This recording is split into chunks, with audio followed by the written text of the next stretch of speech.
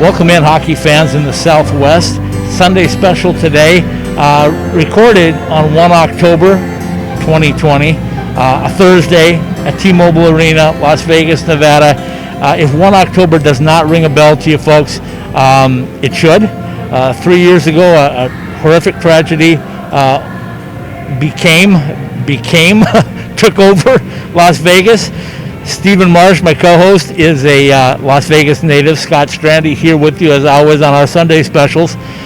Stephen, it was important for me to get up here, especially this year, because it's been 3 years. We're in the middle of a pandemic still, but the Vegas Golden Knights have helped heal this community. You live here. You were here. You know what that night was like, 1 October 2017. Let's start right there, Stephen. What was it like for you personally? Well, I think as everyone that saw what happened that night, it was very, very shocking, very devastating what took place that night. I was at home. It was a Sunday night. I was at home. It was late. About 10 o'clock. I saw alerts that something was going on around the strip. I turned on the news and seeing everything happening with what was happening around the Mandalay Bay and that festival, that Route 91 festival. I didn't imagine at that time it would turn into something this devastating, but it did when you just continue to hear what was going on, and it was a shock. It was sad, and then learning later on about the tragedy of what happened with the lives that lost that day, and had lost their lives from that, and all the people that were injured. Very very devastating night. Well, let me give you my perspective from 5 hours away. I just watched the 10 o'clock news. It was about 10:30. I think 10:33 sticks on my brain to when things, because the news was going off and they said, we want to tell you about a tragedy in Las Vegas.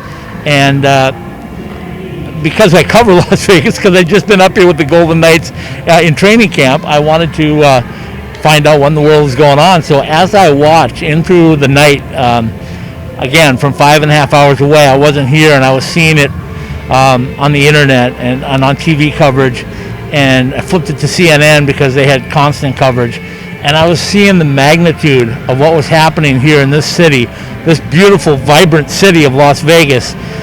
It broke my heart. And after about 2 hours, Stephen, it was about 1 in the morning, and it dawned on me that, wow, there was just an exhibition game in this building, and some of the players that I'd been in the locker room with were very close to the shooting scene. Now, little did I know that some of people that we know mutually were at the concert and actually had been victims.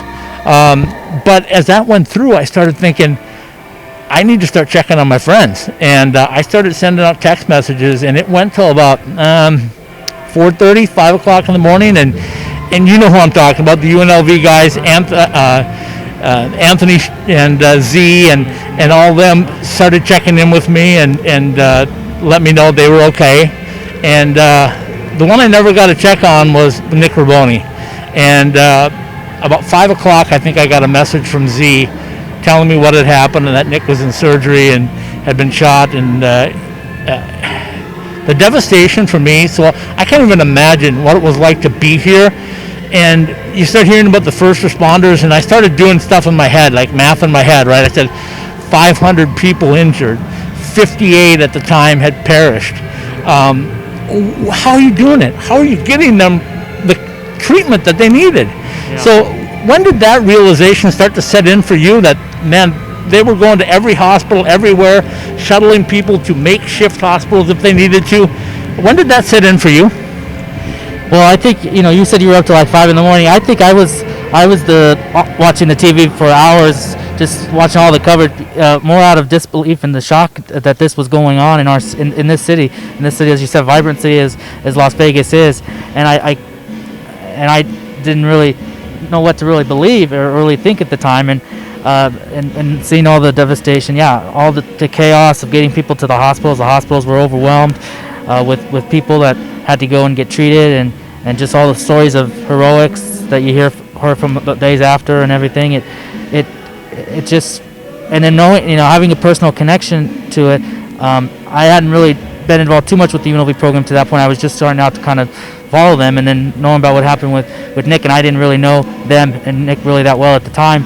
I've obviously gotten to know them well now, and just knowing that personal connection I mean, 58 people lost their lives, over 500, 600 people injured, including Nick Riboni. And just when you hear, you know of someone that has a connection to hockey or has a connection to this city, and it's I mean, all of it was devastating, but it adds another element, as you said. It has a personal connection to, and there's so many people that have stories of that they knew someone at the festival that maybe was going to go or went, and had to deal with that. I mean, so many people's lives were impacted by that night, and so it was something that was sad, and knew that this was gonna change Vegas for a while, at least forever probably, but certainly at the time for a while, until we could recover from this, which we have, but we still haven't forgotten about them though to this day.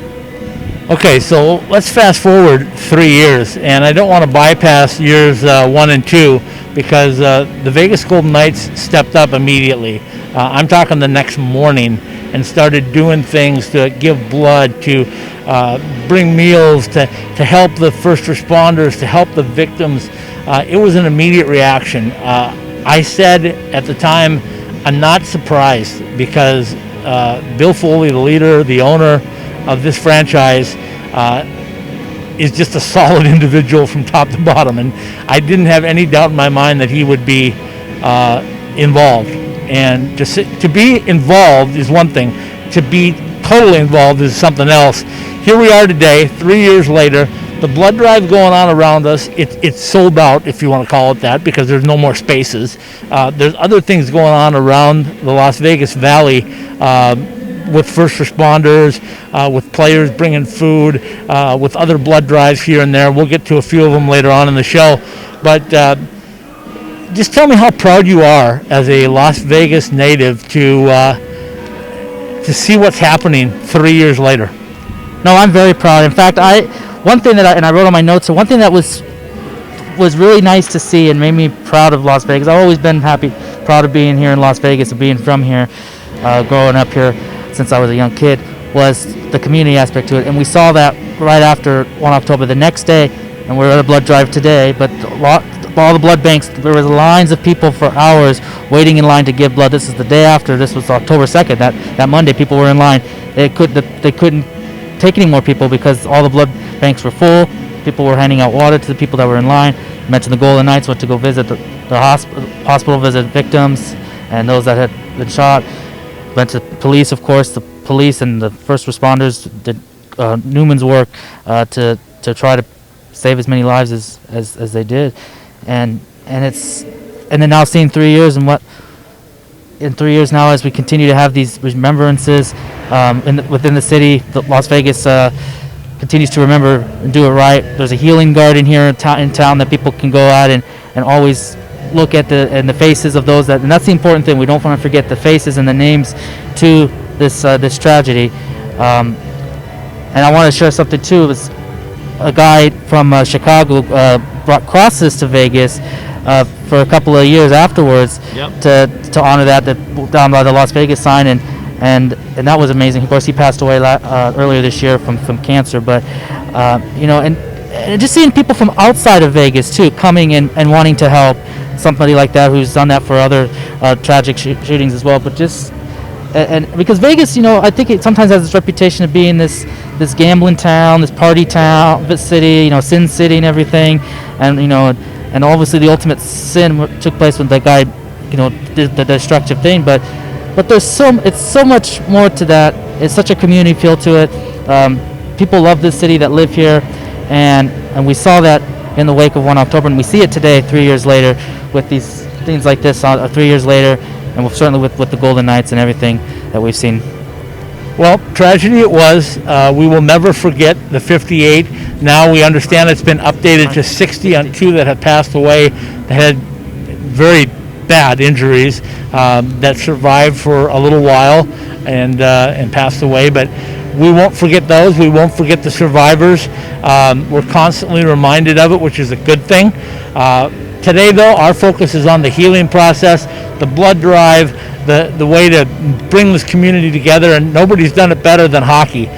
Whether it's the Golden Knights, UNLV Skating Rebels, or now the Henderson Silver Knights coming on board. I'm sure the tradition will continue.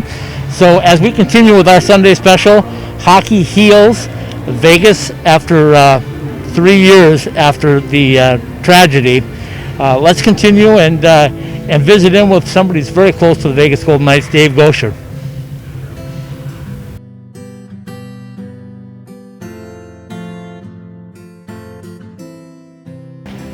Go Knights, go! Go Knights, go! Go Knights, go!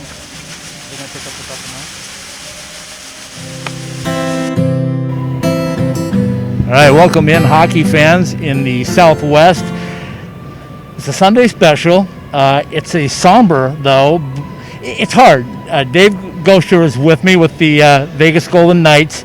Dave, I don't really know how to start this because what we're here for is not really an anniversary. It's more of a remembrance and rebuild. But we're here because of 1 October 2017. And you were here. You can see on your arm. You gave your blood today. It's a blood donation day. Let's go back to that day, 1 October 2017, and tell me what your first thoughts were when you heard of the tragedy. Yeah, there's a lot to it, Scott. The first thing I think is we had a game that day. We had an exhibition game in this building in an empty T-Mobile Arena now against the San Jose Sharks. It was an early game. It was a 5:30 game. And my partner on TV, Shane Knighty, and I usually carpool in and out of the games. And we were thinking about maybe even stopping on the strip to have a beverage after the game. Sure. Didn't. We drove by Mandalay Bay, ironically enough, and I said to Shane, I love the building. I love the gold outlines of the windows, and never imagining what was going to happen there a few hours later. And just went back to our homes in Summerlin, and I wasn't watching TV, honestly, but I'd kind of dozed off, and then my phone started blowing up, and I had a friend of mine from California texted me and said, "Hey, are you okay there, buddy?" And I'm like, "Yeah, I'm fine. What are you talking about?" It was out of context. Yeah. And he said, "You're not watching TV, are you?" And I said, "No." He goes, "Well, turn on your television." So from my bedroom in my home, I can see the entire strip, starting with Mandalay Bay and all the way down to the north end of the Strat. So it was just the most surreal thing to be looking at my TV and seeing the coverage and looking out my bedroom window, and I couldn't imagine that was going on right down there. So yeah, I just think it was, just a horrendous day, right? But it's something that none of us will ever forget. Right. The team had yet to play a game. Right. They were 5 days away from their home their season opener. Their home opener was going to be on the 10th of October. So yeah, it was beyond belief that something like that would happen here. Okay, so fast forward, I guess, 3 years forward, and what's happened over the last 3 years is that the Vegas Golden Knights have led the way and stepped up. As I do this feature right now, I'm entitling it Hockey Heals because it truly did in Vegas. And the point that I want to get at, Dave, is that the Golden Knights, led by the man up top, Mr. Foley, pointed the direction of the entire franchise to get out and help this community.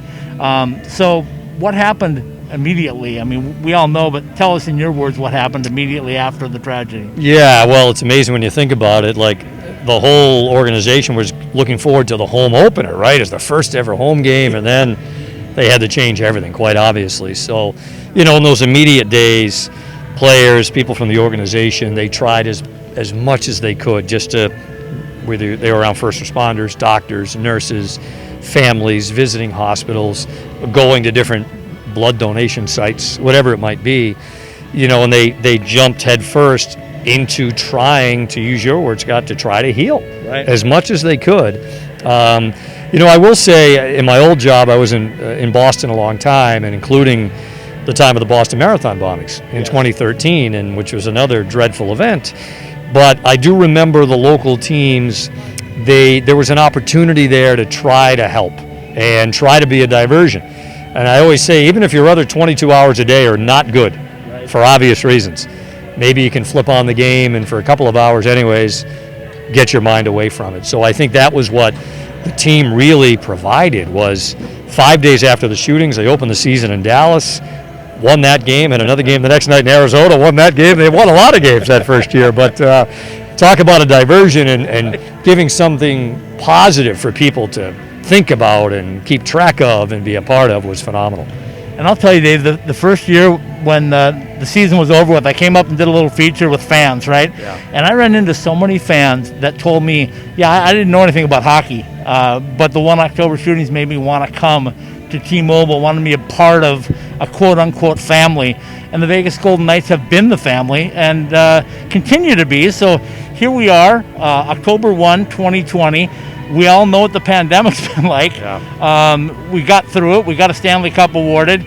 And here people are at T-Mobile Arena giving blood again to continue this. So talk about the continuation of what you do on the 1st of October every year. Yeah, I don't think, Scott, that's ever going to change. I don't Yeah. think anyways. I mean, the bond between the team and the community was forged out of that dreadful night.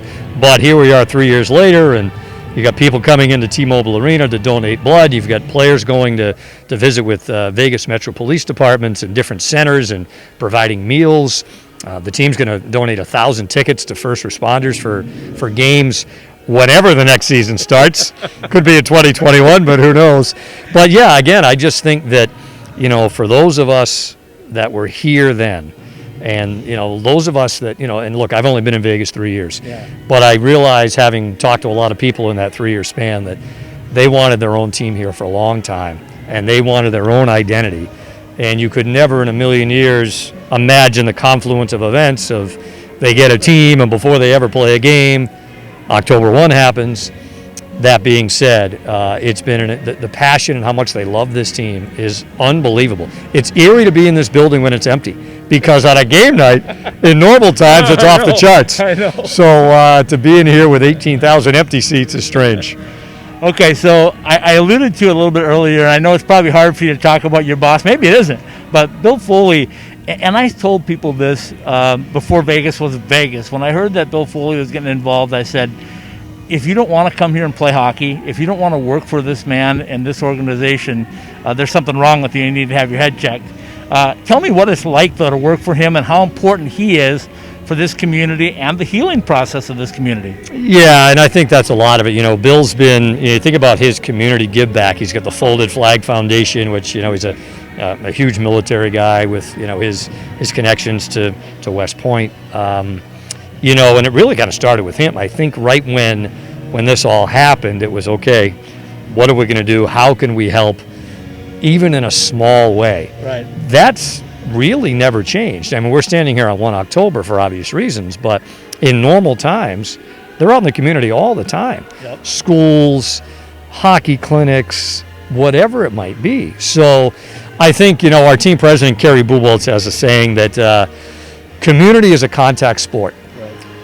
You have to be willing to go out into the community and be a part of the community. It can't just be, and I think Bill Foley thinks this too, it can't just be, okay, we've got 3 home games this week, come see us play. Right. There's got to be a lot more to it than that. It's got to be a two-way street. So starting with Bill, and it flows right on down the line in terms of just being active and being out there in the community. And I think my feeling is, so if you see a member of the Golden Knights out in the community or at a school appearance or at an autograph signing or at a hockey clinic, you have a connection there. Right. Then you come and see them play at T-Mobile, you flip on your television and you see a game, and you feel maybe a lot closer than you would otherwise. Okay, so we'll kind of wrap things up by talking about the future. And the future is just right around the corner. The NHL is going to be back. The AHL is going to come back. And Henderson is going to be, 19, 20 miles away. They're going to be a big part of the AHL community with the Henderson Silver Knights. So I'm guessing, and it's probably a pretty easy guess, that they're going to continue to do this type of thing on 1 October in Henderson as well. I would imagine so, Scott. I think that'll just flow right on down the line, right, with between the Golden Knights and the Silver Knights. And yeah, I think it's unbelievable that 3 years ago at this time, the Golden Knights had yet to play a game of any kind. Well, some exhibition games, but games that counted. Yeah. And now here we are 3 years later, and they've done all they've done. And now they've got an AHL team here. The Silver Knights are going to be starting, hopefully, at some point soon. But coming from a hockey hotbed in Boston and in New England, it's phenomenal for me to see how much people love this team, love the game, and now here they are with that love, and that growth of the game has even expanded to the AHL. When that's going to happen, you can flip a coin. I don't know. I don't know if anybody knows right now. I joke around. It could just be the 2021 season. It might just be played in that calendar year. Right. But if that means, first off, everyone's safe, and maybe we can get some semblance of fans in buildings safely, then I'm all for it. Well, the pandemic hit us. 1 October hit you guys, and I said Vegas really got a double whammy because this community, this city, is built on entertainment, right? And I don't think anything got hit harder in the pandemic than entertainment industry. So I also said that I didn't think it was going to let this be nothing more than a diversion. And it looks like right now things are starting to come back around the city and safely, as we just talked about. But any doubt in your mind that Vegas would respond the way it has through 2 tragedies? No, and again, in my 3 years here, the people have just been beyond belief. They've been phenomenal, and for me to come in as an outsider and you don't know what to expect, people have been unbelievable to, not just me, that's irrelevant, really, the franchise and how much they love this team. And it is great to see the Strip slowly but surely starting to get back a little bit. It was eerie, I came down a couple of times during the heart of the pandemic, and you could walk straight down Las Vegas Boulevard and there's no cars, there was no nothing. I know people that rode their bikes down it, which you could never do. So you talk about one of the more energetic places on the planet. To see that so quiet was not a lot of fun. But now that it's starting to kind of get back to some level of whatever it's going to be as we move forward has been great. As we get through the tragedy, we know that hockey's coming back. We know we got a draft coming up, free agency. I know you're going to be really busy, and this offseason may be the shortest in history. But Dave, thanks for stepping in. Thanks for giving us the insight. Thanks for giving blood, because No problem. That's what it's all about. Yeah, my pleasure. It's piece of cake. I don't know. It took maybe 10 minutes, and they took 4 or 5 gallons. No, I'm just kidding. They don't take that much. But no, it was the least I could do. Thanks for having me on, Scott. I appreciate it, folks. This is T-Mobile Arena, the Sunday special. Dave Gosher is with us. Thanks for stepping in, Dave. All right. Pleasure to be with you. Donor here for my good friends at Bell Ford. I've always expected 110% out of my teams. And at Bell Ford, you'll find nothing less. I've been buying my Ford cars and trucks here ever since I came to Phoenix. Bell Ford is my Ford dealer. And don't let me find you shopping anywhere else. Take it from the captain. The premium buying experience is right here at Bell Ford. I-17 and Bell Road. Check their deals anytime at bellford.com. All right, welcome in, hockey fans in the Southwest. It's 1 October, 3 years later. I've got the head coach from UNLV Hockey, Anthony Vigneri-Greener, with me. Coach, it's been a crazy 3 years from what Vegas has gone through. So I know you personally were involved. Give us just a quick rundown, if you could, of if you can remember that night and all the things that happened in a short synopsis. I just remember it was a good night. My wife and I and my cousin and his wife kind of just went out. We went to the Knights game. We had Route 91 wristbands that we went Friday and Saturday night. We were debating if we were going to go again. We went to the hockey game, watched the Knights. Then we're like, we're right downtown or down on the Strip. We might as well go. We went, having drinks, having fun, and that's kind of all she wrote. So in the blink of an eye, you're running around, and definitely something a lot of us won't ever forget. Feel bad for the 58 and the past and all the people that were majorly hurt and affected by it, and thankful that we got to go home that night. So many people said the same thing. It was just like nobody really knew. It was fireworks was the thought, and then all of a sudden when you realize what it was. And we talk about Vegas, and I was giving it my perspective yesterday. I said from 5.5 hours away, I'm seeing it on the news, right? And I'm going like, I was just like in shock. Then I start wondering, you hear the numbers and you go like, how is Vegas doing this? Hospitals, EMTs, firefighters, all those guys that jumped into action. And then you wake up in the morning and you find out that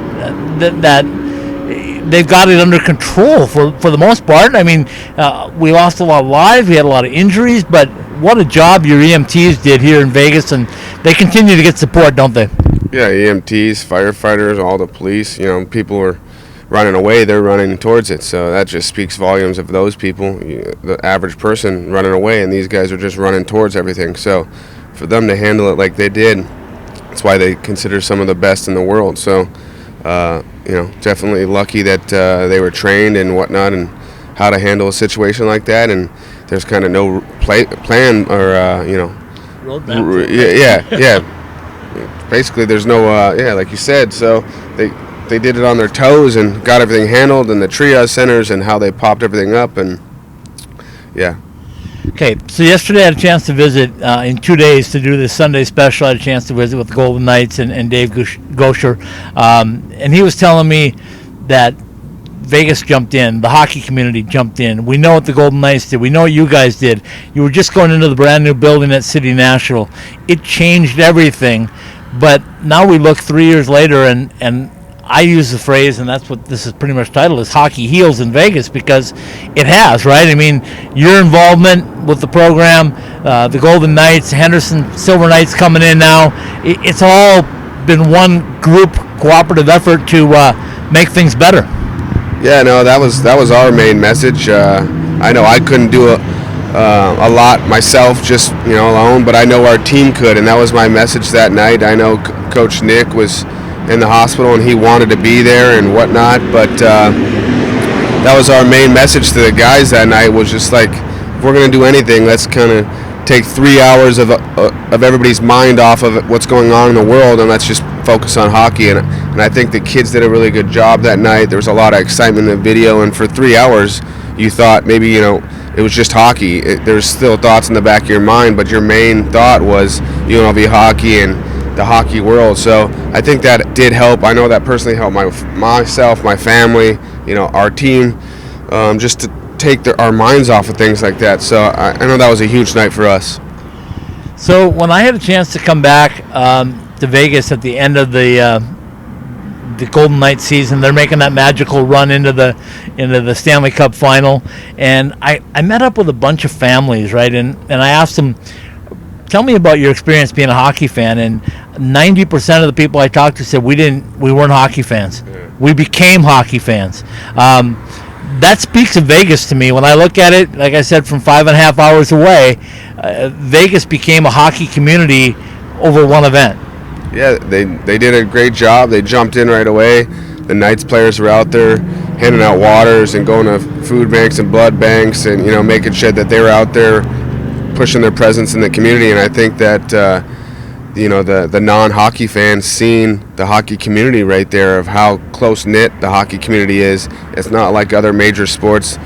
They're good people. I'm not saying the other sports aren't, but hockey, they're just one of a kind. Different. Yeah, there is a different breed of person, and they're out there willing to help, and that was huge for Vegas. Just like you said, the people that used to watch Pop Warner or NFL, now their kids are like, oh, I want to be a night player. So it was huge for hockey, and then huge for Vegas in itself. For those that don't know, your proximity, your locker room, part of City National, your locker room butts up against the Golden Knights locker room. Matter of fact, when they do their training camp, they borrow your locker room. Yeah. So you guys are a very tight-knit program as well.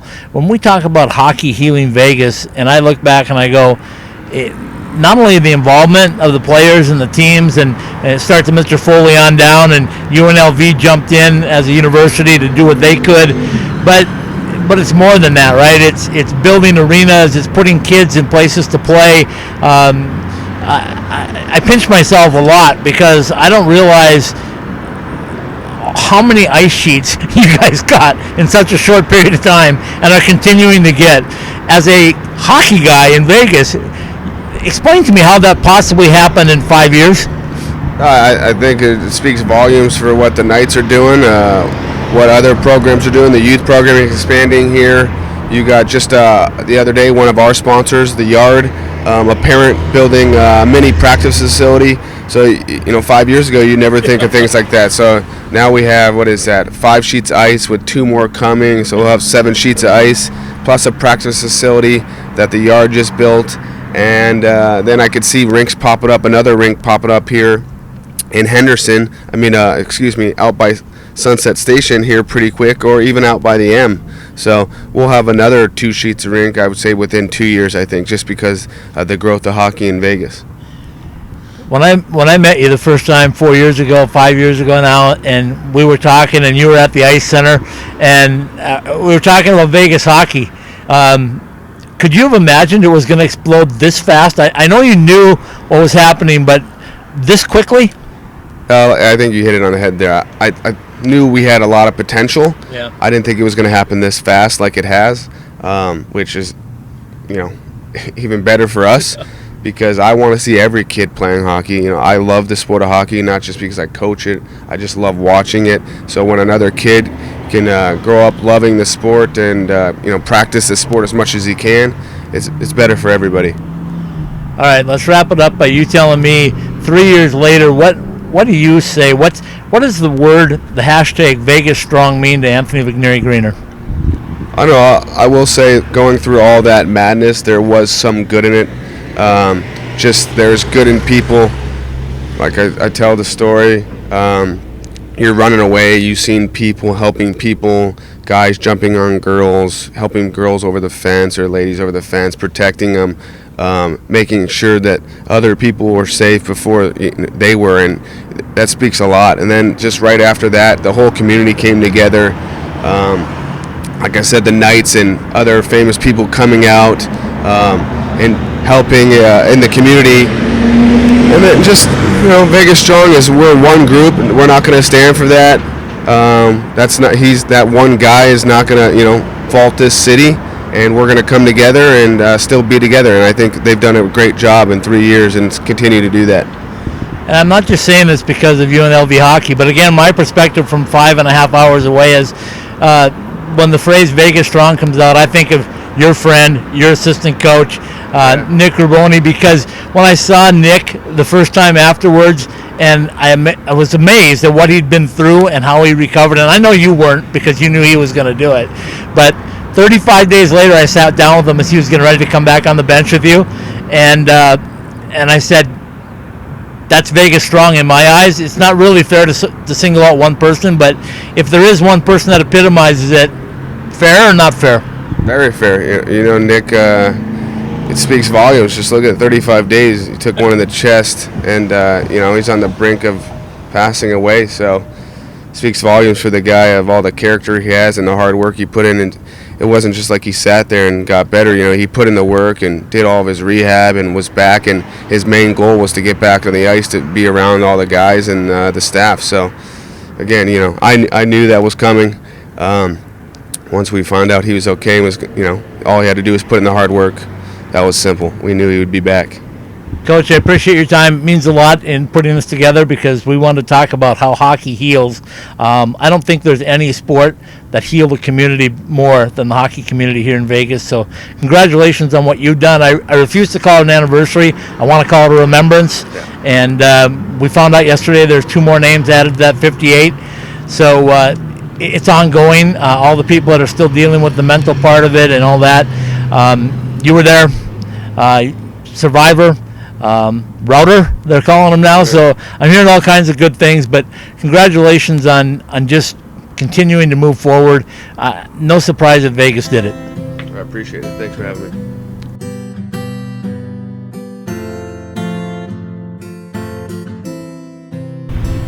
Welcome back in, hockey fans in the Southwest. It's another Sunday special. We're wrapping up our day in Las Vegas / Henderson as we talk 1 October 3 years later.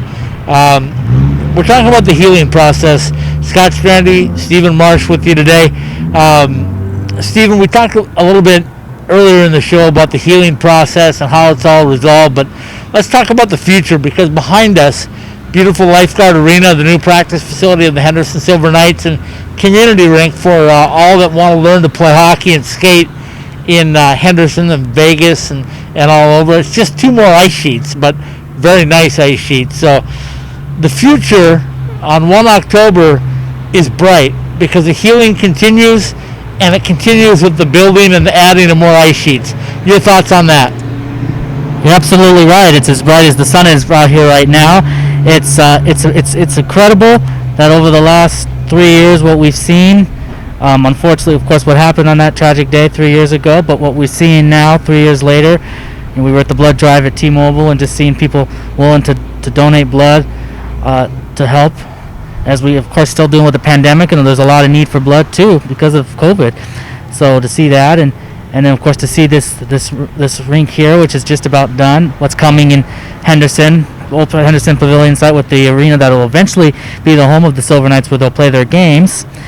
And just what we've seen with hockey with the Golden Knights, as we talked about earlier, and as you talked with Dave Gosher about it during this, and it's pretty it's remarkable. It makes me really happy to be a Vegas guy. I've always been happy for Vegas, and to see exactly how we've stepped up in the last 3 years, and the city's come to really support this team, especially after the tragedy we had. It's been really, really great, and I can't wait for the Silver Knights to start playing here and to continue to see hockey grow.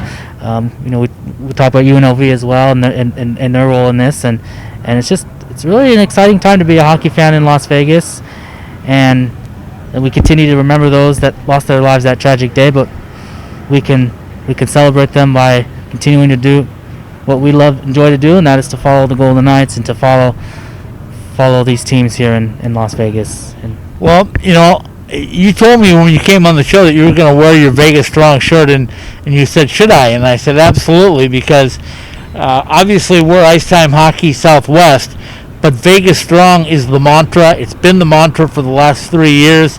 It holds true in the pandemic. It holds true in the 1 October tragedy, and it continues to be Vegas Strong. So, just in your words, give me your definition of Vegas Strong. Vegas Strong is just being able to get through the challenges that we have in our trials, and being able to see the city come together through tragedy and through good times as well. We saw with the Golden Knights Stanley Cup final run in the first season how the city really came together and supported the team then. What we've seen with the playoff run later on, it expands even beyond sports and just the community. Now we've seen with COVID and Vegas Strong, it just means that nothing, it might set us back a bit, and it certainly COVID has set Vegas back a bit again, but it's going to rebound, and we're going to be strong. That's why Vegas Strong, and nothing is going to keep Vegas down for long. Donor here for my good friends at Bell Ford. I've always expected 110% out of my teams, and at Bell Ford, you'll find nothing less. I've been buying my Ford cars and trucks here ever since I came to Phoenix. Bell Ford is my Ford dealer, and don't let me find you shopping anywhere else. Take it from the captain, the premium buying experience is right here at Bell Ford. I-17 and Bell Road. Check their deals anytime at bellford.com.